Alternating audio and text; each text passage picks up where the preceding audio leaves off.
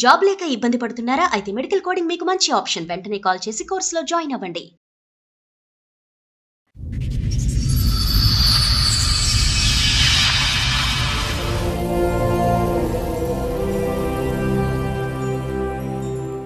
మా వదిన మేడం 9 సంవత్సరాల నుంచి మా మీద 5 కేసులు పెట్టింది. ఆస్తి తగదనా 9 ఏళ్ళు 20 ఏళ్ళు పడుతుంది. ఇల్లు ఎలా గడుస్తుంది? గడవట్లేదు మేడం, చాలా ఇబ్బంది అవుతుంది మేడం. చచ్చిపోదాం అనుకున్నాను కానీ పిల్లలు హ్యాండిక్యాప్ అమ్మాయిని ఫ్యామిలీ మోసం చేస్తుంది. ఎవరు ఇప్పుడు మీ ఆయన రెడీగానే ఉన్నాడు, కేసులు ఫేస్ చేస్తాను, దేనికైనా ఫేస్ చేస్తాను, దేనికైనా రెడీ అని అన్నాడు.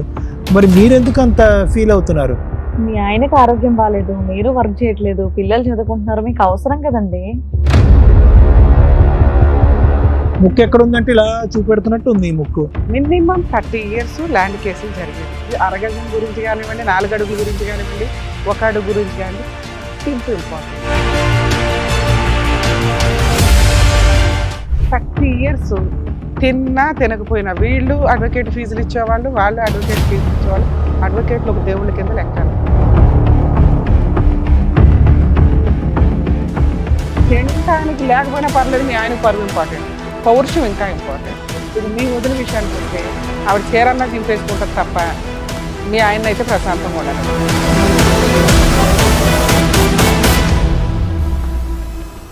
నమస్తే, సుమన్ టీవీ సమర్పిస్తున్న పద్మవ్యూహం కార్యక్రమానికి స్వాగతం. మరి ఈ కార్యక్రమంలో మనతో పాటు ఉన్నారు ప్రముఖ హైకోర్టు అడ్వకేట్ రమ్యాకుల గారు. నమస్తే మేడం. నమస్తే అండి. ప్రముఖ సైకియాట్రిస్ట్ డాక్టర్ కళ్యాణ్ చక్రవర్తి గారు. నమస్తే సార్. సార్ మేడం సరిత గారు ఆవిడ సమస్య చెప్పుకోవడానికి ఇక్కడి వరకు వచ్చారు. ఆవిడ సమస్య ఏంటో అడిగి తెలుసుకుందాం. నమస్తే అమ్మా, ఎక్కడి నుంచి వస్తున్నారు? నర్సరీపేట మేడం, ఇక్కడనే ఉంటున్నాం, ఎల్బీ నగర్. ఓకే, చెప్పండి ఏంటి మీ సమస్య, ఎక్కడి వరకు దేనికి వచ్చారు? న్యాయం ఏమన్నా జరుగుద్దేమని వచ్చిన. ఏ విషయం లేదమ్మా? మా వదిన మేడం ఇప్పుడు 9 సంవత్సరాల నుంచి మా మీద 5 కేసులు పెట్టింది. ఆడబిడ్డ మొగడానికి చూడకుండా కూడా 5 కేసులు పెడితే మేము 9 సంవత్సరాల నుంచి తిరుగుతూనే ఉన్నాం, ఖర్చు పెట్టుకుంటూనే. ఎంతకాలం పట్టవే కేసులు? సరే అసలు స్టోరీ చెప్పండి. కొంచెం మాది ముందుకుంది మేడం, పొలం మాది, ల్యాండ్ ముందుకుంది, మా వదినది అనుకుంది. ఆస్తి తగదనా 9 ఏళ్ళు 20 ఏళ్ళు పడుతుంది.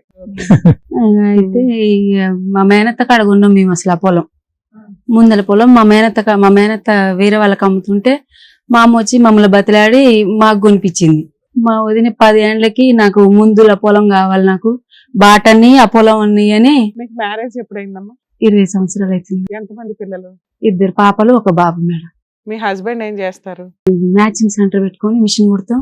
మ్యాచింగ్ సెంటర్ ఇప్పుడు లేదు మేడం, తీసేసినాం. ఆయనకు కొంచెం హెల్త్ ప్రాబ్లం అయిపోయింది. మరి ఇల్లు ఎలా గడుస్తుంది? గడవట్లేదు మేడం, చాలా ఇబ్బంది అవుతుంది మేడం. చచ్చిపోదాం అనుకున్నా కానీ పిల్లలు హ్యాండిక్యాప్ అమ్మాయిని వాళ్ళ కోసం బతుకుతున్నా మేడం. ఎన్నిసార్లు ట్రై చేసినా చచ్చిపోదామని వాళ్ళ ముఖం చూసి నేను చచ్చిపోలేకపోతున్నా మేడం.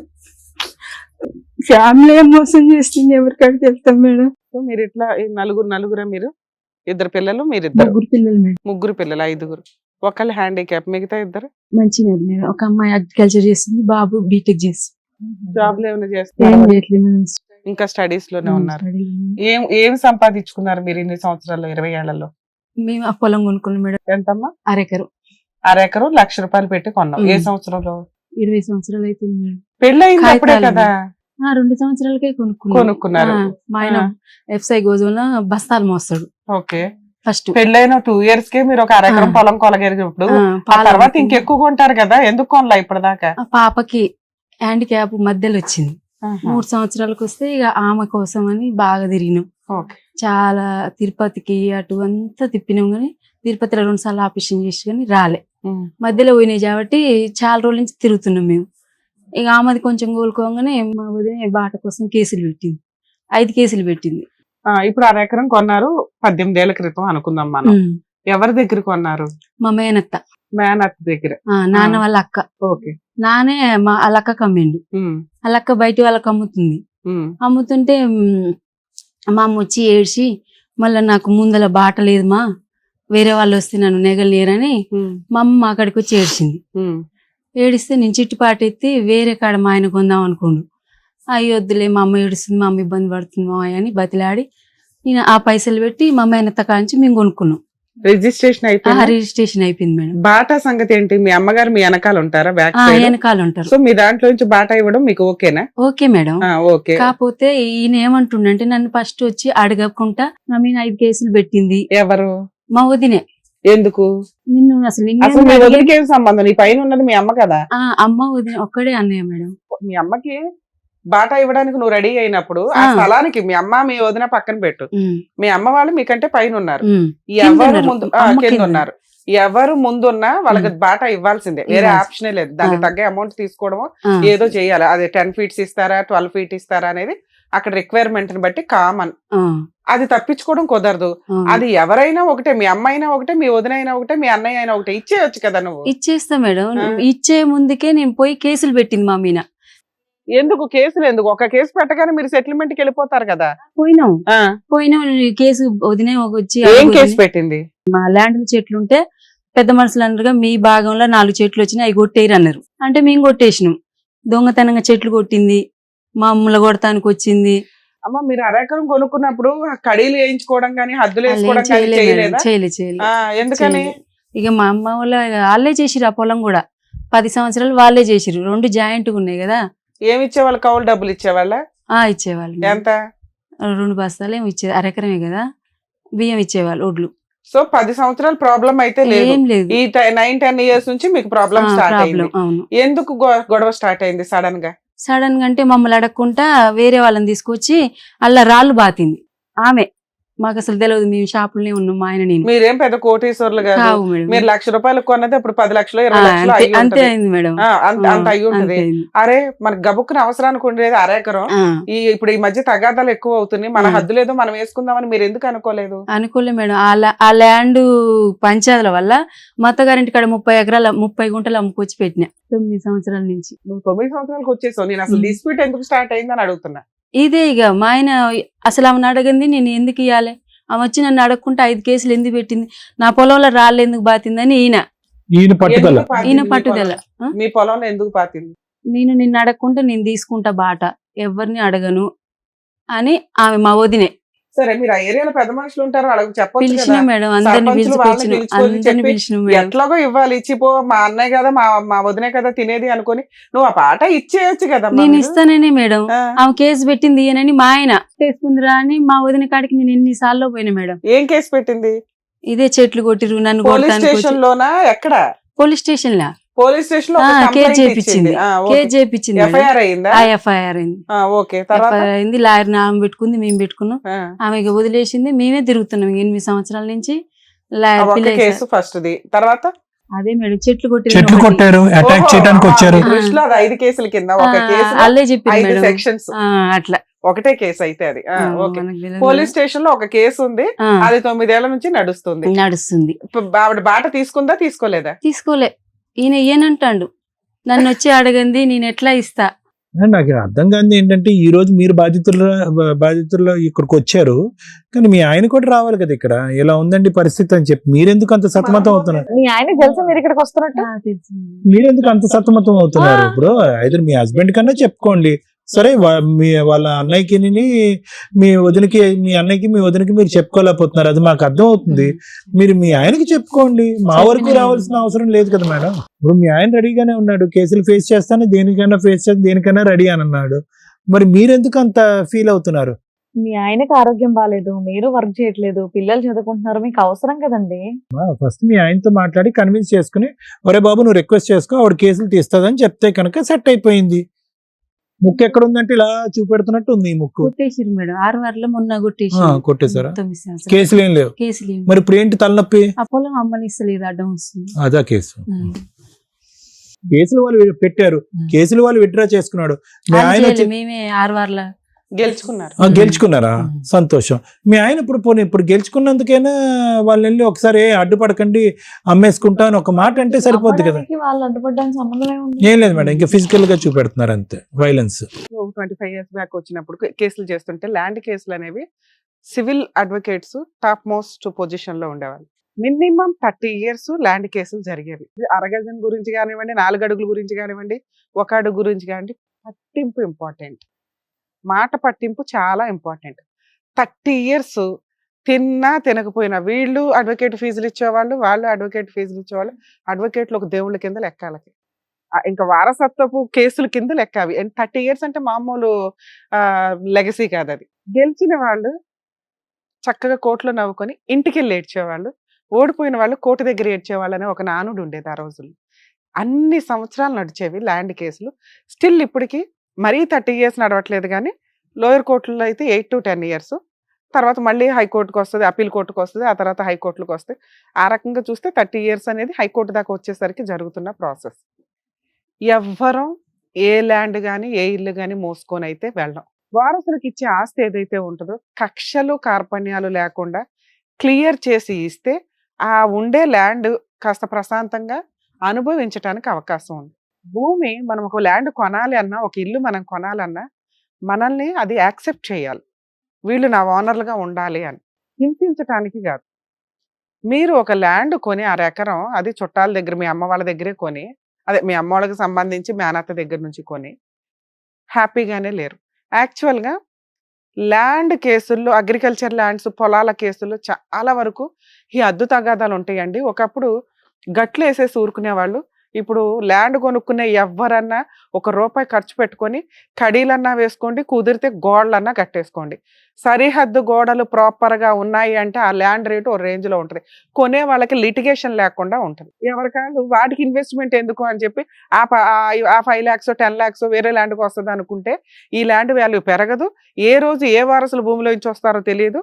ఖచ్చితంగా ప్రాపర్ హద్దు పంచాయతీ క్లియర్ అవ్వకపోతే ఈ అడుగు పంచాయతీయే వస్తుంది. మాకు దారి ఉంది, మా పక్క వాళ్ళకి దారి ఉంది, మా దాంట్లో నుంచి వెళ్తామని. అలాగే మనం ఇవ్వాల్సి వస్తే ఇచ్చేయాలి. దాన్ని ఆపడం కుదరదు. ఈజిమెంట్ యాక్ట్ ప్రకారం మన పైన ఉన్న వాళ్ళు కానీ మన దాటుకొని వెళ్ళాలి, వాళ్ళకి లేదు దారి రోడ్డు మీదకి వెళ్ళాలి అంటే ఖచ్చితంగా మన పొలంలోంచి దారి ఇవ్వాల్సిందే. లేదు మా పొలంలోంచి బలవంతంగా అడుగుతున్నారండి, వేరే చోట నుంచి అయితే 10 feet వెళ్తే చాలు, ఇక్కడ నుంచి అయితే 200 feet వెళ్ళాల్సి వస్తుంది అని అలా ఏదన్నా లిటిగేషన్ ఉంటే అప్పుడు మాత్రమే కోర్టుని అప్రోచ్ అయ్యి అడ్వకేట్ కమిషనర్ని అపాయింట్ చేసుకొని సర్వే చేయించుకుంటే, ఇటు నుంచి దారి రోడ్డు మీదకి చాలా కంఫర్ట్ జోన్లో ఉంది, మీరు కావాలని వీళ్ళని హెరాస్ చేస్తున్నారు అంటూ కోర్టు ప్రాపర్ ఆర్డర్ ఇస్తుంది. ఇటువంటి కేసులు ఓన్లీ 3 yearsలో క్లియర్ అవుతాయి. మీ కేసు విషయానికి వచ్చేసరికమ్మా మీ ఆయన కరెక్టే, మీ వదిన కరెక్టే. ఎవరు తగ్గాలి అనేది ఇంపార్టెంట్. ఇక్కడ మనం ఫస్ట్ నుంచి ల్యాండ్ యొక్క ప్లేస్ ఇవ్వడానికి రెడీ అయ్యాం. మనకి ఇచ్చే ఉద్దేశం లేకపోయినా కూడా కోర్టు ఇస్తుంది. ఆవిడ కోర్టుకి వెళ్తే మనకి ఇచ్చే ఉద్దేశం ఉంది డే 1 నుంచి. కానీ ఇందాక నేను చెప్పినట్టు మీరు ఎక్కడా కూడా ఇదిగో ఈ 10 feet వీళ్ళకి అని కడీలు వేసుకోవాలి. ఆ రోజే వేసుకొని ఉంటే 9 years నరకం ఉండేది కాదు మీకు. లీగల్ కేసులు అంటే సైకలాజికల్గా నిద్రపోయినప్పుడు కూడా గుర్తొస్తూ ఉంటాయి. ఏం తప్పు చేసామని కోర్టుల చుట్టూ లాయర్ల చుట్టూ తిరగడం. అనారోగ్యం అంటే అన్ఎక్స్పెక్టెడ్గా ఏవో వస్తుంటే, లేకపోతే మన అలవాట్ల వల్ల వస్తే డాక్టర్ దగ్గరికి వెళ్ళాలి. డాక్టర్స్ దగ్గరికి, పోలీసుల దగ్గరికి, లాయర్ల దగ్గరికి వెళ్ళటం కంటే నరకం ఇంకొకటి ఉండదు. సమస్య వచ్చినప్పుడు సాల్వ్ చేసుకోవడానికి వెళ్ళాలి తప్ప సమస్యలు క్రియేట్ చేసుకోకూడదు. అర్థమవుతుందా? మీ హస్బెండ్ చేసిన పని సమస్యని క్రియేట్ చేసుకోవడం, మీ వదిన వాళ్ళు చేస్తున్న పని సమస్యలు క్రియేట్ చేయడం. ఇవి క్లియర్ చేసుకోవాలా? ఎవరికి అవసరం క్లియర్ చేసుకోవడానికి? మనకే అవసరం. ఎందుకంటే మన దగ్గర 10 ఎకరాలు లేవు. ఈ 1/2 ఎకరం గురించి ఎంత దూరం అన్నా ఫైట్ చేద్దాం అంటే ఉన్నదే 1/2 ఎకరం.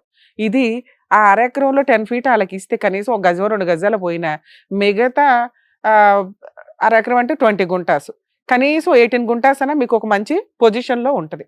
అమ్మితే రేట్ ఎక్కువ వస్తుంది. అర్థమవుతుంది? మీరు 9 years గెలిచిన తర్వాత మీ ఆయన ఇప్పుడు అసలు తగ్గరు. రమ్య గారు ఫోన్ చేసి సార్ ఎందుకు సార్ అంటే, అమ్మా ఇంకెంతకాలం అన్న తిరుగుదాం, మాకు అవసరం లేదు. ఎందుకంటే తినటానికి లేకపోయినా పర్లేదు, మీ ఆయనకు పరువు ఇంపార్టెంట్, పౌరుషం ఇంకా ఇంపార్టెంట్. ఈ ల్యాండ్లకు ఉండేదే అది. ల్యాండ్ ఓనర్స్ ఉండే తెంగరతనమే అది. ఇక మీ వదిన విషయానికి వస్తే ఆవిడ చీరన్నా చింపేసుకుంటుంది తప్ప మీ ఆయన అయితే ప్రశాంతంగా ఉండనివ్వదు. మీకున్న ఆప్షన్స్ అమ్మ, మీ హస్బెండ్తో మాట్లాడడం కంటే కూడా మీ వదిన్ని మీ హస్బెండ్ని ఒక మీడియేషన్కి పిలవాలి. ఎవరు పిలిచినా వీళ్ళు రారు. ఎవరు పిలిస్తే వస్తారు? కోర్టు పిలిస్తే వస్తారు. మీరు చేసిన మిస్టేక్ ఏంటంటే ఆ కేసు క్లోజ్ అయ్యే ముందే వీళ్ళిద్దరిని మీడియేషన్కి పెట్టించాలి. అవ్వల. ఇప్పుడు మీకున్న ఆప్షను, మీరు ఎక్కడైతే ఉంటారో ఆ డిస్ట్రిక్ట్ కోర్టులో ఈ ప్రాపర్టీకి సంబంధించి లోక్ అదాలత్ అని ఉంటుంది. లీగల్ సెల్ అథారిటీ కాదు, లోక్ అదాలత్. ఎవ్రీ సండేనో నెలకు ఒకసారి పంచాయతీలు జరుగుతానికి ఒక పెడతారు. మీది విలేజ్ కోర్టు కాబట్టి మీరు కోర్టుకి వెళ్ళి అక్కడ ఎవరిని అడిగినా లోక్ అదాలత్ ఎప్పుడు జరిగిద్దండి అని చెప్తే యాక్చువల్గా రేపు నెక్స్ట్ మంత్ ఈ మంత్లో 28th నేషనల్ లోక్ అదాలత్ ఏదో ఉందన్నారు. మీరు అది చూసుకోండి ఒకసారి, ఒక కోర్టు ప్రొసీడింగ్స్ ప్రకారం డిఫరెంట్గా ఉంటాయి. ఆ రోజు మీరు అక్కడికి వెళ్ళి కంప్లైంట్ ఫైల్ చేసి ఇలా మా ల్యాండ్ అమ్ముకోనివ్వట్లేదు, అలాగే ఒక ఫాల్స్ కేసు వేసి మమ్మల్ని ఇబ్బంది పెట్టారు, వాళ్ళకి కావాల్సింది ఏదో వాళ్ళకి క్లియర్ చేసి మా హస్బెండ్ని మా వదిన వాళ్ళని పిలిచి మాకు ఆ ప్రాబ్లమ్ని క్లియర్ చేసి పెట్టి మా హద్దులు మాకు ఇవ్వండి. ఇదొక ఆప్షన్. మీరు అక్కడ అట్లా కంప్లైంట్ ఇస్తే వాళ్ళు కంపల్సరీ రావాలి, రాకపోతే వాళ్ళు మీకు ఫేవర్గా ఆర్డర్ ఇస్తారు. 2, అసలు వాళ్ళ అమ్మనివ్వకపోవడం అనేది లేనే లేదు తల్లి. దమ్ముండి కొనుక్కునేవాడు ఎవరైనా కానీ తీసుకోగలరు, ఎందుకంటే అది మీ ప్రాపర్టీ 20 years నుంచి. కానీ మీరు నాకు ఏం చేయాలి, హద్దులు వేసి ఇవ్వాలి. మీరు అరెకరు నాకు ఇవ్వలేరు, ఈ 2 feet వాళ్ళకి రోడ్డుకి ఇచ్చేసామండి, ఈ 18 feet అని మీరు నాకు అమ్మగలగాలి. అది నాకు క్లియర్గా చెప్తే నేను అక్కడ ఎంక్వైరీ చేసుకుంటాను, నేను కొనుక్కుంటాను. అలా మీరు ఓపెన్గా అమ్మొచ్చు. వాళ్ళు ఇందులో లిటిగేషన్ ఉంది, ఇందులో అమ్మ వాళ్ళు చెప్పారు మాకు లిటిగేషన్ గురించి, మాకు నచ్చే కొనుక్కుంటున్నాం, ఏం చేసుకుంటారో చేసుకోండి అనే రైట్స్ మీకున్నాయి. మీ మీద వాళ్ళు ఏమన్నా కేసులు వేయగలిగితే మళ్ళీ కొత్త కేసు ఏం వేయాలంటే మాకు బాటా ఇవ్వలేదు వీళ్ళు అని ఒక కేసు వేయొచ్చు, ఇంజెక్షన్ ఆర్డర్ తెచ్చుకోవడానికి. మీరు కేవిట్ పిటిషన్ అని ఒకటి ఉంటుంది. అంటే ఈ ల్యాండ్ మీద ఎవరన్నా కేసులు వేస్తే మాకు ముందుగా ఇన్ఫార్మ్ చేయండి, ఎటువంటి స్టే ఆర్డర్స్ ఇవ్వద్దు. ఇదొక్క పిటిషన్ వేసుకోండి ఒకవేళ అవసరం అనుకుంటే. మీరు ఎప్పుడు కూడా డైరెక్ట్గా వాళ్ళతో మాట్లాడొద్దు, డైరెక్ట్గా వాళ్ళతో ల్యాండ్ విషయాల్లో డిస్కషన్ పెట్టద్దు. ఒకవేళ అలాంటివి జరుగుతుంటే ముందుగా వీడియో తీసుకుంటూ ఉండండి. 3, రిజిస్టర్ ఆఫీస్ ఏదైతే రిజిస్టార్ ఉంటారో రిజిస్టార్ దగ్గర మీరు ఒక లెటర్ పెట్టుకోండి, మాకు ఇది అరెకరం హద్దులు వేసి ఇవ్వండి అని. VROని సర్వేకి పంపిస్తారు, సర్వే కోసం వేయించండి. ఆ లెటర్ పెట్టుకుంటే సర్వేకి వచ్చినప్పుడు మీ వదిన వచ్చి పంచాయతీ మాట్లాడుతుంది. అప్పుడు అమ్మ నీకు 10 feet ఏదో తీసుకో, మీ ఆయన కూడా ఇవ్వాల్సిన అవసరంలా, 10 feet ఏదో తీసుకుని మా 18 feetకి కడీలు వేసి ఇవ్వండి అని చెప్పండి, వాళ్ళు వేసి ఇస్తారు. ఈ 4-5 ఆప్షన్స్ ఉన్నాయి. ఏమీ కుదరపోతే మా వాళ్ళు మళ్ళీ కాంటాక్ట్ చేయండి, మీ వాళ్ళందరినీ పిలిపించడానికి ట్రై చేస్తాం ఉన్నంతలో. లేదా ఇందాక నేను చెప్పిన ఈ 4 ఆప్షన్స్ మీరు ఎత్తుక్కుంటే ఖచ్చితంగా ప్రాబ్లం సాల్వ్ అవుతుంది. ఇంకొక కేసుకి దయచేసి వెళ్ళకండి. మీరు వెళ్ళరు, రానివ్వకండి అంటున్నా. ఎందుకంటే మీరు కొంచెం మెచ్యూర్డ్గా ఉన్నారు, పద్ధతిగా ఉన్నారు, ఇంకా హ్యాపీగా ఉండాలి. ఉన్న యాక్ట్ ఆఫ్ గాడ్తో వచ్చే కష్టాలు చాలు, మనుషుల ద్వారా కష్టాలు ఎందుకు? సరేనా? ఆల్ ది బెస్ట్ తల్లి. Thank you sir. Thank you madam. మరొక కథతో మళ్ళీ కలుద్దాం.